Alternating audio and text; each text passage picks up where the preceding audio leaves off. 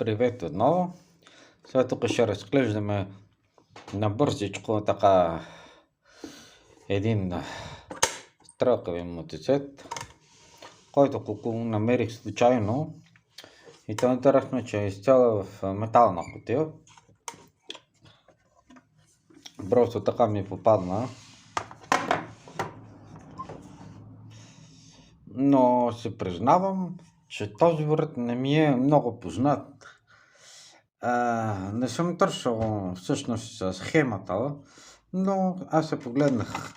Имаше един друг мотоцикл, който беше популярен от края на 80-те години, обаче не го взех. Аз взех този по-стария.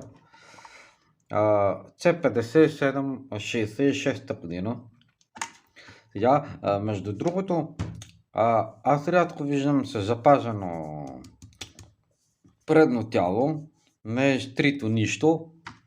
Рядко попадам на такова, иначе повечето преснимат, сложат отгоре плексиглас, който просто няма да стане, не ми харесва как ги правят.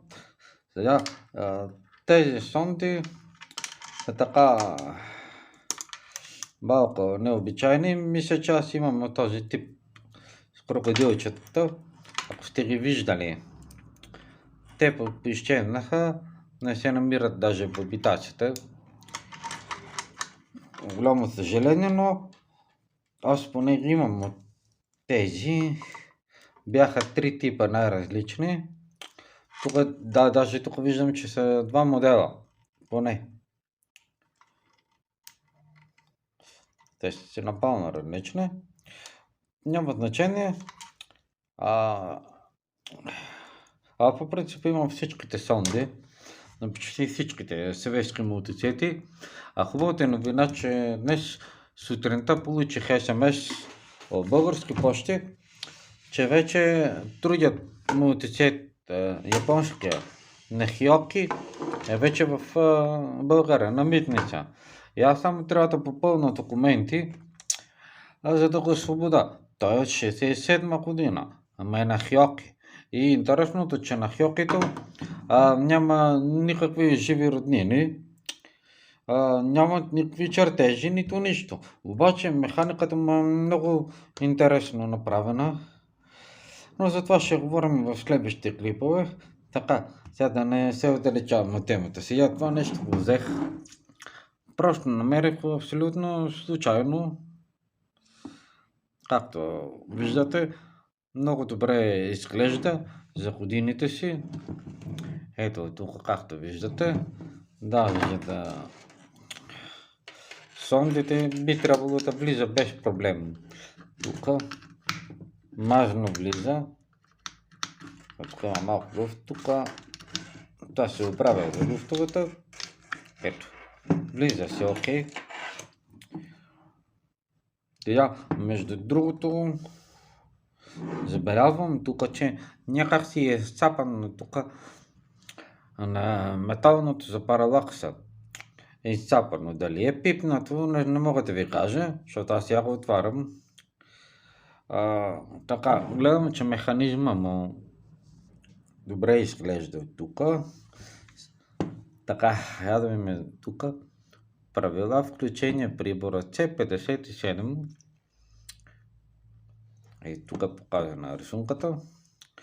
Как се включват сондите. Тези нарисуваните са тук съответно, тези горните са тук.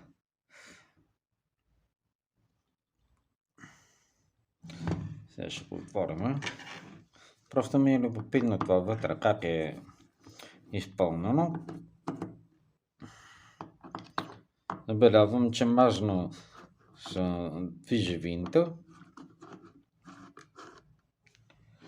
Ако не изкочи някаква болечка отвътре, няма да се очуда. Между другото, аз съм намирал и пари, така че такива подобни уреди. Ама не точно мотоцикл, но аз съм намирал скрити пари от уреди купени от Питака. Това беше много смешно. Но това беше отдавна.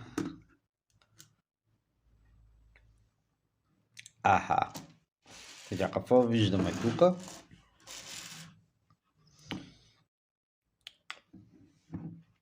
Не е повредено. Тук, както се виждате за тази батерия, не е толкова повредено, това може да се почисти.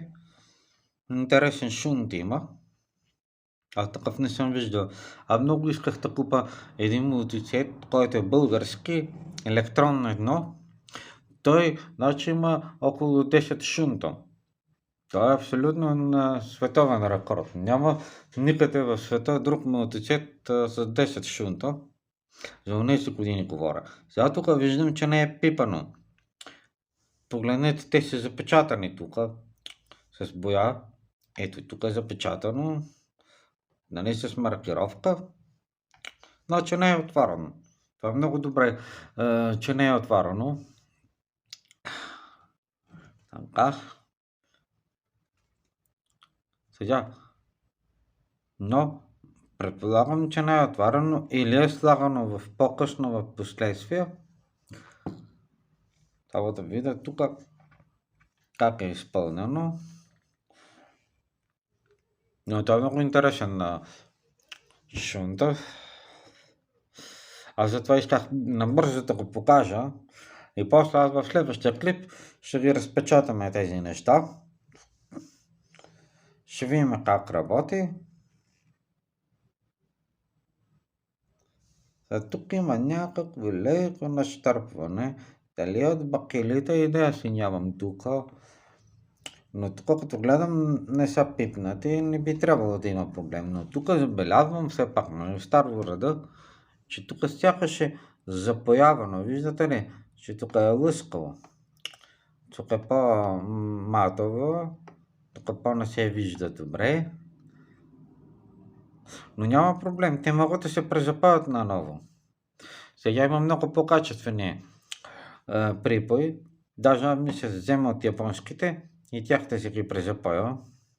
И виждам, че те имат и тук някакви с боя масното и тук. Явно за да не отпадна гаранцията, предполагам само. Сега. Тук. Аха. Значи тук виждам този винт. Тук тези двата. Ето и тук ги виждам. Значи тук според мен е имало пломба. Само че не знам дали ще стигне паметта на телефона.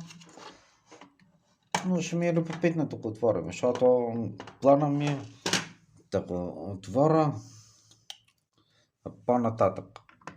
Сега път това не ми стига. Се извинете само секунда да ви. Така, продължаваме тук, където бяхме стигнали. Намерих една отвертка, но аз съм си ги забравил вкъщи. Но нищо. Така, това е важно. Но да видим тук. Тук сякаш някой се е опитал да го извади.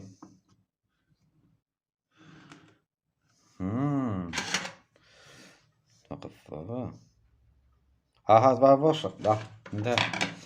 Това е въшък. Значи, това означава, че трябва да го извадим въшъка.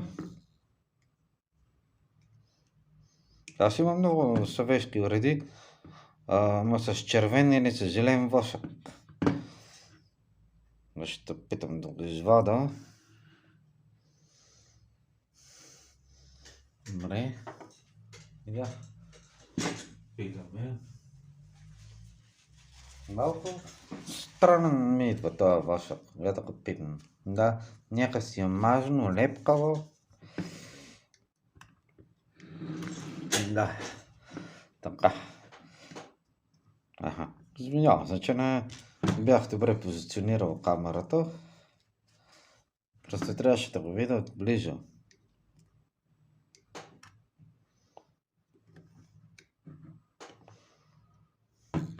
Мисля, че имаше въшък в някои телевизионни приемници, ама те бяха с червен въшък.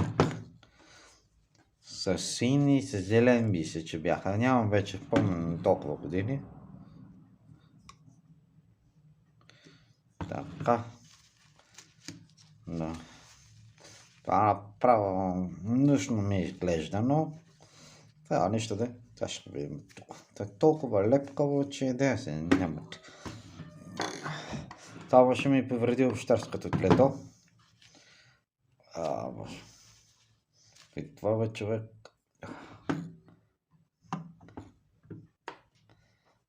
Да. Сега е момента на истината. Да видим какво се случва. Ти гадаща. Така. Сега ще видим какво се случва. Но имам чувството, че за първия път разпечатвам запечатам мултицет. За първия път му свалям восък на мултицет. Аз съм свалял други уреди. Особено захранващи устройства. Такива има български. Те бяха с червен восък. Не знам защо го ставаха нашите. Но на съветските си бяха с зелен восък. Си спомням, но това беше много отдавна. Няма никакво значение. Ако някой от вас има такъв мултицет, нека ми напише в коментарите, че наистина си има такъв восък. Или е слаган допълнително, не мога да кажа. Я по това.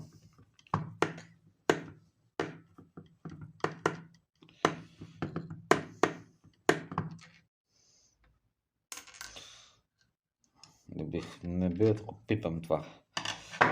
Пръст. Сега момента на истината. Да.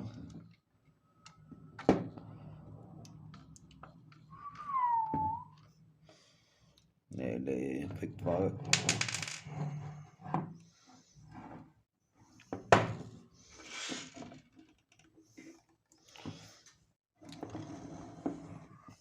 Внимателно отваряме.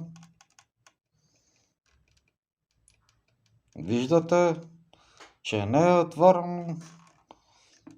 Както е купувано това нещо. Даже сега ще увелича с камерата. Да погледнете отвътре как е. Това са много интересни превключватели. Аз такива съм виждал само единствено на Симпсън съм виждал такъв тип. Това или според мен може да е копирано или от след войната помощ от Ленд-Лиз. Нали, едно време, като са им доставали американски чипове, те даже са им копирали помпите за гумите. Това е толкова смешно беше, че даже имаше една история. По време на срещата в Потсдам, нали, Сталин трябва да чака американски президент. И като дошъл американски президент, нали, слязал там, посрещна нещо такова, обаче била до нещастие изпукана една от гумите. И един американски войник извадил помпа, голяма колкото мултицета и започнал да я помпа гумата. И съветските войници гледали като някакси все едно са от друга планета. И той ги смъмрил жестоко и им казал, каквото те вадат американците, те, съветските войници, така трябва да се държат, все едно ги имат тези неща, все едно са ги виждали. Това е малко така, не знам защо. Но е много интересно направено тук. Даже ми се струва, че това дълго време е стояло на светлина, защото виждате тук как е пожълтяло. Тук нормално се върти между другото. Ледните превключватели, то е направо. И особено огромните резистори, които се виждат тук. Ето и тук има и жичен резистор. Сега даже аз ще чакате само да махна капаците. И сега ще видите тук предната част. За какво става въпрос. Това е значи капсуловано, както виждате тук. Няма опасност. Понеже аз знам за един мултицет, но не искам да му споменавам името. Той е малко такъв с радиоактивен циферблат. Но не искам да споменавам. Тя, за това нещо ще говорим по-късно в другите клипове. Така. Тук изглежда много добре, няма окисление. Абсолютно си е ново. Не виждам тук някакви повреди или някакви външни интервенции. Това е такъв жични резистор. Малък. Даже прекалено малък за онези години. Сега ще видим какво пише тук. Интересно. Аз ще опитам да го разчета. Какво пише тук на листчето.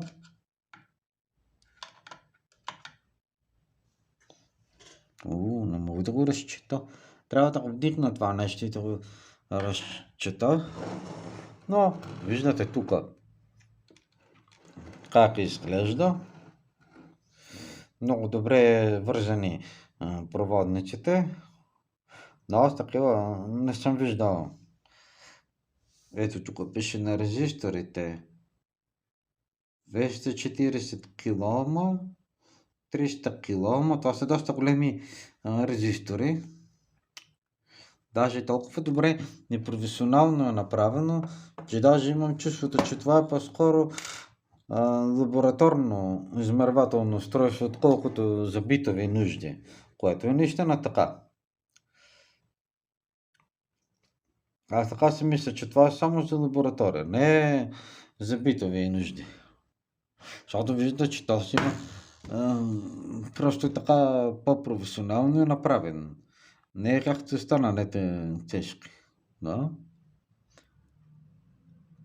Даже тук виждам като китенак сложено на основата. Това е за сега. С един момент само да видя тук какво е. Тук, че не ми е познато. Това е тук за шунта. Мислех, че така е направено. Не, няма външна намеса. Значи, това означава, че няма какво да го пипам или да оправям нещо по него. Мислех, че е развалено. Но той човека казва, че работи. Само да погледна тук. Това е боята, там е капната. Тук е капната. Да го виждате ли? Това е бежево на цвята капната боята ми. Добре. Но сега, за съжаление, нямам време да пробвам как работи. Сега ще оставя това за следващите дни. Обаче ми направи тогава впечатление, като го видях уреда, колко е запазен циферблат и се викам, това не е работено изобщо. Така. Че аз съм ударил джакпота с напълно изправен уред, без щупвания, без замърсявания. Даже ми направи впечатление, че има гумено уплътнение. Повярвайте ми, направи ми впечатление, че има гумено уплътнение, което рядко виждам в такъв тип уреди. По-скоро има в тези лабораторните устройства, ги има с гумено уплътнение. То се предполага, че ще работи някъде на прашно място или там подобно. Но сега ще кажа, аз съм доволен и това. Не лоша покупка за тези пари.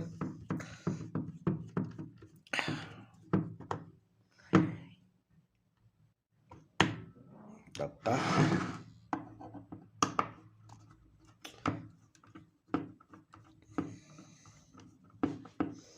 Този, който е пазил човека и се грижа за урeda, си е бил голямо късметлия, че разплува с такъв уред. Та само погледнете за сонната колко са масивни тези неща. Обаче това е направо бежу шунта. Направо си е бежу.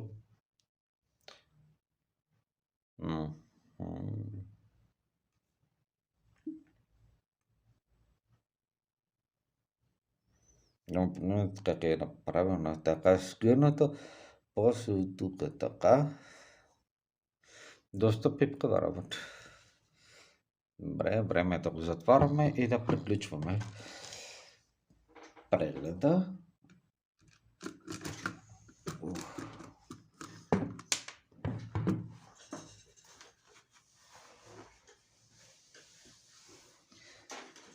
Не падна това.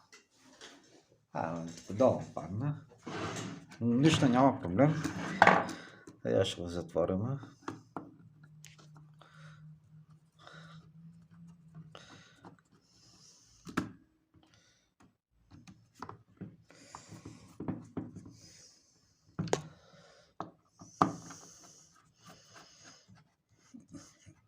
Да ми прави така. Ще видя къде падна долу и ще го намери. Ала после ще го сложа, да не ми се навежда. Така, ами добре, да приключим за днес. Това, което видяхме тук. Аз имам за това нещо. Дето да си мери, той предлагаше в допълнителна кутия, му казах, че имам. И нямаше смисъл. Изглеждаше добре запазено, но аз го имам малко по-лошо състояние. Я да видим тук стрелката. Как стои. Даже е добре позиционирана. Ами това беше от мене, така че чао, до следващия път. Ще говорим още между другото за японското и ще искате повече да свобода от митниците. Да мине всичко без проблем. Така че чао.